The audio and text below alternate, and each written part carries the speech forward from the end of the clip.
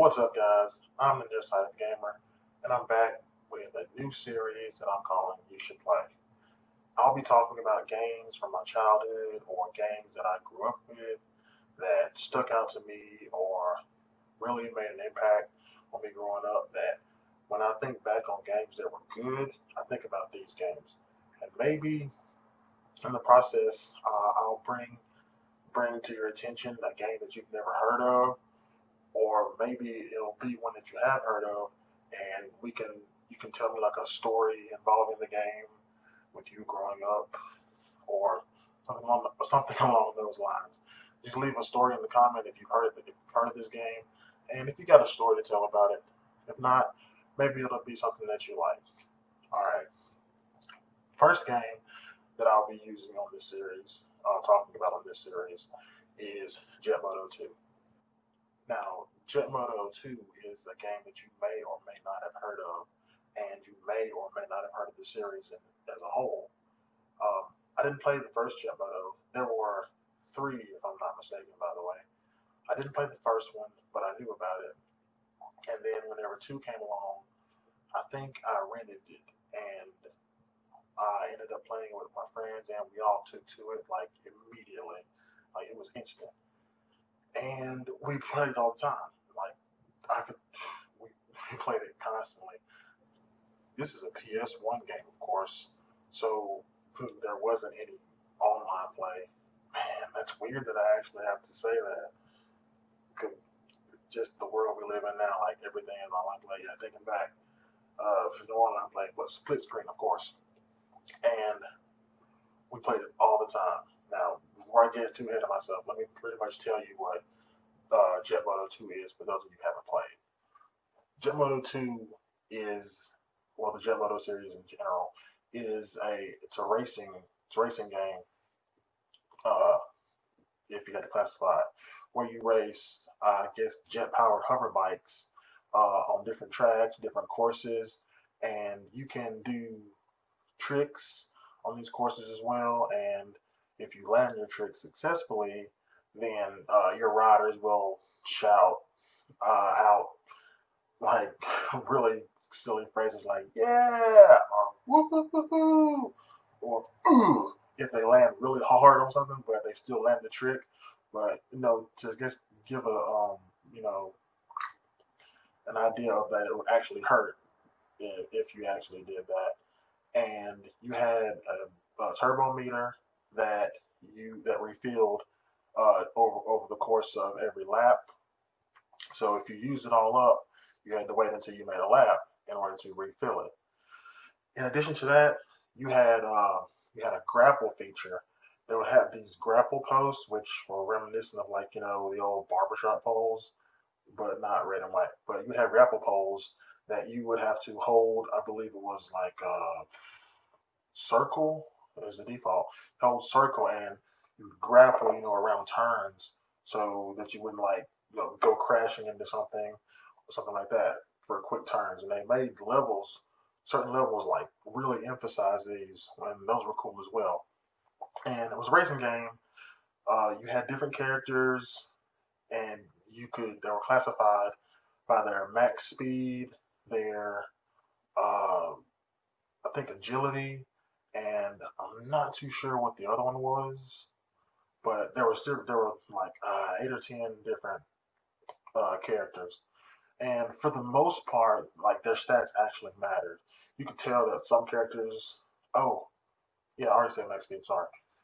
You could tell like those stats actually did matter. Some characters were faster than others. Some characters. Oh, acceleration was the last one. Some characters would like get off the line quicker, or if you crash, they can get up and go like more. Top speed, acceleration, and I'm gonna stick with agility, but I'm still not sure if that's what it was. Um, and you had several levels, and you could also unlock the levels from the first Jet Moto as well. As you progress through the game, I think if you beat the season in a certain first or something like that, it was a while, guys. But you could also do this with a cheat code. Cheat codes. But this code was like, it was like really crazy to enter. You had to go into the options, set this, set that, come out, do the code right, go back in, set the options for something else, come out, do a series of buttons, then go back in one more time, and then come back and set it. And each time you hear a prompt that will let you know if you did it correct or not. And then at the end, you would hear the final one to let you know. And that would give you all the levels. I think we did that at first, but with memory card problems of the early '90s or late '90s, my bad. Then we would have to just do that. We'd have it say on memory card, but the tracks varied. They started off like pretty much simple, Then you would have tracks that were like uh pretty much like platforming because you would have to jump, jump, jump from different sections, and you could easily fall off. You would have track boundaries, yellow on the left and red on the right. But at some tracks you didn't have those, and you would just have to like be on your own, know when to brake. It wasn't necessary to just constantly go fast and accelerate through everything. Um, they had a wide variety of tracks. There was a mine, I can't remember the name of it. There was one where you went on a roller coaster actually. They had snow tracks, they had water tracks, they had a couple of snow tracks. And uh, a lot of my friends, like me, all of us had like a stage that we were really good at, or that we normally won on if we did like a custom season. You could pick certain tracks and then you just go on those tracks and see who got the most points and won at the end. And if these tracks were involved in it, then we were more likely gonna win because like we were good at those. I can remember Snowblind was the stage that I was really good at, and pretty much it was obviously it was a snow level, and the way the track went is you would go this way and I'll go all the way down, and there was a grapple pole for you to turn around. And you go, and as you went, like the terrain would go up and down and all like that. And then you'd go around the other way, and there was a curve, and there was another grapple pole. So pretty much it was just like a relay type track, but you had to grapple on each side, and when you went this way and then went this way and came back, that was one lap. And I was really good at that because I was really good at grappling. I mean, they were good at grappling too, but I just always, I was always really good at that one. There was another one, and this name will always stick with me. It was called Mach Schnell, something German. I don't know. Translate that. Google Translate. Y'all tell me what that means. Uh, and it was like one of those platforming levels I was talking about. There was some stable ground. There was some deep drops, and platforming sections. There was even like I guess like a tube is the best way I can describe it, or a tunnel with like sections out where you had to go on the side and go around. And once you got it under control and you knew how the stage was, it wasn't that hard, but like you had to constantly pay attention. And a friend of mine, like he was really a stickler for being precise and all that. So he took to that one, and nobody even really tried to beat him because it was just too much trouble to go through. But we still played through it and come in last or whatever. We didn't care. Uh, there was also another track worth mentioning is what will be the equivalent of, I believe, I don't know if this one was from Jet Moto 1 or Jet Moto 2, because there was a stage called Nightmare, and then there was a stage called Nebulous. I don't know which one was which because you have, I think you had about the same amount of tracks, and you could push circle and switch back and forth between those two tracks from the first one and the second one that you could pick. And I know Nebulous was one of those. It was Nebulous and Nightmare. So I'm just going to go ahead and say that it came from two. So yeah, and as far as this track is concerned, it was pretty much like heaven and hell. Now let me explain. Well, you would like there was no boundaries, of course. You were like up in the clouds, and you had like this paved walkway you're going on that curved all down, and you jump from section to section. You could go, and it would curve around and curve down, and all like that. And you'd be going, and you have like a little pleasant music. Everything's going fine. Then you would go down through the clouds, and like boom, you're in hell. There was like lightning, really dramatic music change, scary music, just lightning and and it got way darker, so it was harder to see, and like there was holes in floating platforms and stuff like that. And you go down and you go all the way back up, and you go through the clouds again, and you're up. And it was up and down, and it was a fun stage, unless you were really trying to like go through it, because one miss, you could be in first place. That's of course that's Jet Moto as a whole. Like you could be in first place and like one miss up and then bam, you like lose before the end of the match. If you win for first place the whole race and you mess up close to the end, that always sucked. But it was really easy to do on this. You had to be so precise. And another one of my friends who hung out and played this, he got the best time on it. I could not tell you what that time was, but he got the best time on it, and he would never let us forget it. Mad props to you, man. You put in the effort, you put in the work. Good job. So you can have that. Shout out to you. You know who you are if you're watching this. And this PlayStation 1 game, it came out in 1998, I believe. And I think I rented it and then I ended up buying the game because we played it so much. It was so much fun.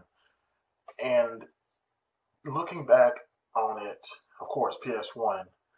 If graphics don't mean that much to you and just really good gameplay, or nostalgia may be clouding me, but I thought the gameplay was good. And what what I mean by good is in like you didn't really have to struggle. I mean, there may be problems. It's not going to be as tight as any other racing games today, but it was fun.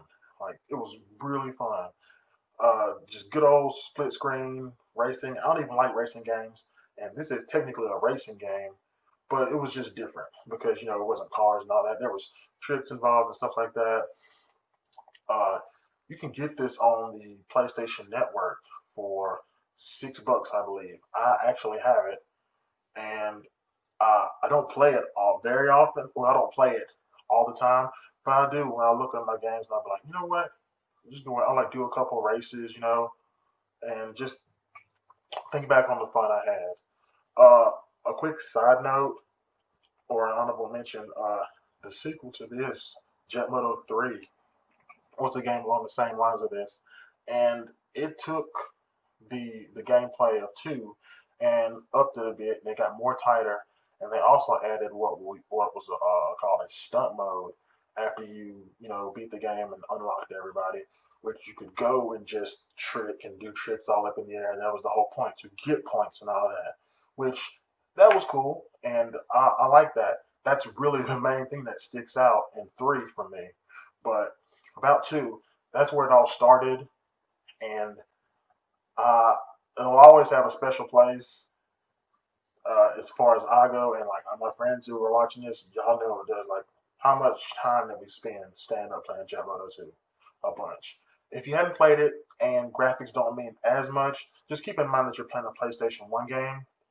So yeah, if you do that, just give it a shot. The music is the way that Tony Hawk's music, the Tony Hawk games, the earlier ones like 1, 2, and 3, fit that game is the way that the music fits this game. There aren't any licensed songs, but there's just music. But the music fits the tracks. Each track, if it's like underground or snow or just like I said about Nebulous, the way the music was for it, really intense on when it needs to be, lighthearted, just fun type stages. Uh, it's appropriate for it, and it's pretty cool. I liked it a lot, and all I have to say is you should play it. All right, guys. First episode of You Should Play is done. Thanks for watching. Uh, Subscribe to my channel, The Nearsighted Gamer, if you haven't done so. Like this video if you like it. If you didn't like it, it's cool to like it anyway. Nobody will know. If you have a comment, positive or negative, let me know. If you played Jet Moto 2 and you have a story about it, uh, let me know. If you don't like it and you disagree with everything I said about it, then also let me know. I want to hear from you either way. Uh, And I guess that's it.